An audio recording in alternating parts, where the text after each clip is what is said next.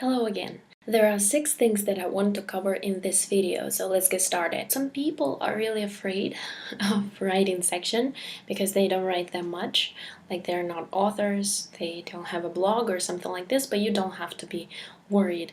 With the right amount of practice, you can, write really good text and you can really get high results in TOEFL. By the way, there are 2 texts that you need to write. First is the comparison, and we will talk about it a little bit later, and the second one is essay. So the first thing is be precise.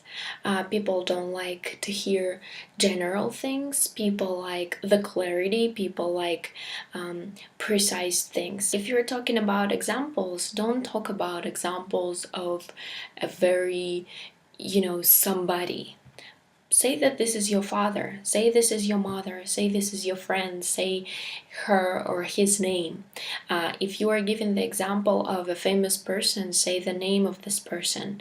Say the quote if you remember the quote. If you read some book and you want to give an example from this book, just tell the name of the book. And this is not only for writing, also for speaking as well.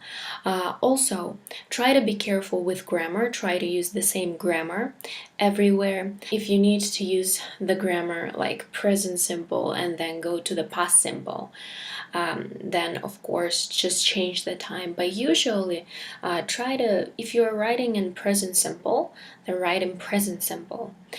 So be careful with the forms, singular, plural. Tip number 2, no abbreviation. Short forms, try to use do not instead of don't. I am not going to instead of I'm not going to. Try to make it as academic as it can be. So also the language that you use must be simple. This is academic text, but don't forget that people who are reading your text, they are just ordinary people. They don't know some abbreviations that you might use. So try to be, just simple, understandable language. Tip number 3, check for misspellings. When you write, or I should say type the text into the field in the computer, there are a lot of the times where you will misspell. So you might lose the letter or you might type the wrong letter. So after you finish the text, try to find these misspellings, because they are very important, and change them. Tip number 4, paragraphs of main body should be the same size. If you're given the examples of something or you're given the reasons for something, try to, let's say you are talking about first reason, second reason, third reason. So all 3 reasons, when you're writing about them, the paragraph should be the same size. You develop the theme in the same way. If you say a lot about one reason and say too little about another reason, your text is not well developed. Tip number 5, logic. One point goes to another point, which goes to another point. How do you achieve this? Is you use connecting words such as first, second, third, because of that, in addition to that, as I mentioned before, in conclusion, summarizing my ideas, at the end, etc. It leads us to, also is a good phrase, as described above. So just try to connect your thoughts in the text. Try to connect the paragraphs. So one goes to another point, which goes to another point, etc. And tip number 6, you write your answer on the screen. So don't try to write it on the paper and then put it on the screen.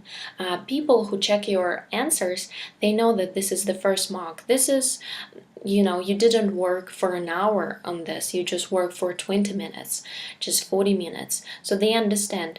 You will not have time to write first on the paper and then translate it to screen text. Start already putting the words into the computer field.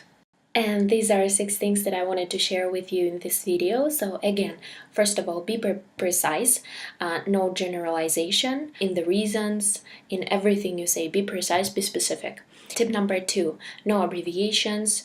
Try to use long forms because this is academic text. Don't use the slang. Okay, so tip number 3, check your misspellings. Sometimes you will do misspellings in the text because you type very fast. 4 is paragraphs of the main body should be the same size, so it seems like your text and your ideas are well developed.